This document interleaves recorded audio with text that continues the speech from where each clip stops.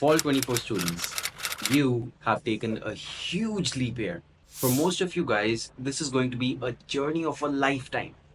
It's a journey that you'll tell your grandkids about, and trust me, it's going to be amazing. But there's things you need to know before you begin this journey. And here are the three things I wish I knew before I went on to this journey. And trust me, every single one is more important than the other. Number one, how to save your money. I know that as an international student, I used to be skeptical about even buying a $10 pillow. Essentially, because I was thinking I should save those $10 for something else. So I know you're going to be trying to save as much as possible.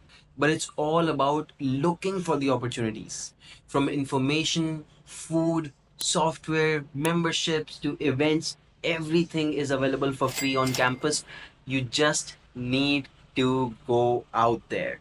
I can tell you every time I walked through the campus of USC, I would find something or some opportunity essentially where basically someone is handing out food for free, someone is giving out essentially, some sort of a membership for free, sometimes a carry bag for free, anything. Right, everything counts right at this stage. When you're an international student, you have a loan on your head. You don't want to waste even a single penny. So if you're getting something for free, maybe a gym membership for free, something for free, you go ahead and you get it rather than just sitting in the room all the time, sitting in front of your books. It's not the way. You're gonna have to go ahead, put yourself out there, because there's so many free opportunities that you can actually save up a massive amount of money per month using these. Number two, I'm gonna talk to you about the books and studying 24/7. So most students, what they think is, because they have gone from maybe an Asian country to the US or some other country, they think that mostly what you have to do is you have to just do rote learning. You have to memorize everything mentioned in the book, and then you'll be able to pass through the classes. In fact, I remember back when I stayed in the hostels, in the dorms, essentially, there was a specific area for studying. Those were called study rooms, essentially. And I would see the same faces, the same students always occupying these study rooms. In fact, I did not get to go in there once because the rooms were always occupied, whether it's day or night, literally 3 a.m., 4 a.m. Same people. It's like they were staying in the study rooms more than they were staying in their bedroom. So that was actually going on. And these students would go attend classes, come back, and get back to these study rooms, and then put their heads in the books, and they would not get out until it's time to sleep, or they get a couple of hours of sleep in, and then they get back to the class. But keep in mind, these were not the students who grabbed the best opportunities, the best jobs. See, these students came in with a mentality that you need to do this rote learning, because if you want to crack anything, let's say in India, whether it's IIT, any sort of exam, you have to keep studying like that. And yes, that works there. But in the US, rote learning will work very less. Even when you get the assignments, you will see that the assignments are not as straightforward. You really need to apply your brain, and you need to do a lot to be able to get through each and every one of them. And hence, as you can understand, why did these people not secure the best jobs, the best internships? It was because they did not put themselves out there or do networking. All they did was they knew theoretically what's going on, but practically they did not have the experience or the contacts to get there. The third and the final point I have for you is to not easily trust just about anyone. Not everyone is trustable, and there's few instances of this that I want to present to you. People from your own country, you have established them in the US. Let's say, many people, many times they would have restaurants, they would have things. What happens is, you go ahead, you start working over there, right? Even though it's not allowed sometimes, off campus work, but because this is an Indian person, let's say, or Chinese, wherever, whichever descent you're from, basically Nepali person, they'll give you a job over there, and you expect that, okay, this person maybe understands me, they're giving me a job. No, that's not the case.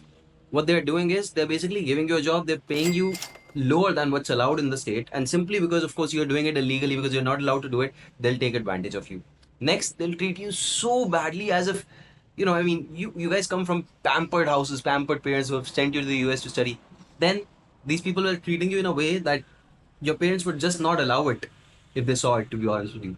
They're basically screaming at you. If you break a glass, they literally, threaten to essentially cut your pay. And yeah, they actually do cut your pay. They take half of your tips. In fact, the entire tip sometimes they'll take it. Then all kinds of things. They're screaming at you, and you're just taking it simply because you don't want to be reported to the USCIS, you don't want to lose your visa status, and you don't want to lose the money that they're paying you, even though it's underpaid. There's also issues with the roommates, by the way. Roommates also, sometimes they snitch on you if they find out that you're making money through some means that they are not making money through. And again, you may not be doing something legal, but maybe your financial situation is just not good enough that you're allowed to even stay in the US, and hence you're doing everything you can to make ends meet. But one tip from your roommate to USCIS, or to your admissions officer, to a DSO essentially, and things are over for you. So don't make the mistake of just blindly, easily trusting anyone just because you think they're your pal, they're your buddy. That's not how it works. You need to protect yourself. This journey really means that you're independent now. You're growing up. You're going to a place where you won't have the support of your parents. Your the pull that your parents have, maybe with the government, with the police. It doesn't happen. You can't just call and the policeman stops. You can't just say, "Hey, talk to my dad." It doesn't work anymore like that. Things are going to be different. But if you embrace it in a way that this country works, essentially, trust me, you're gonna be so much farther in life. You're gonna make your parents proud. You're gonna make your family proud, and you're best of all, you're gonna be proud of yourself. And I can assure you of that. I've seen thousands of people go and thousands of people get through this. Share this with people who need to know, because trust me, I wish someone had told me all of these pointers. And finally, I wish you all the very best. If you ever need any sort of help, any support, reach out to me on my WhatsApp. I'll be happy to help. And of course, subscribe to the channel. Follow me on Instagram. I keep on posting regular updates for you guys. I hope it'll help, and I'll see you in the next one. Goodbye and take care.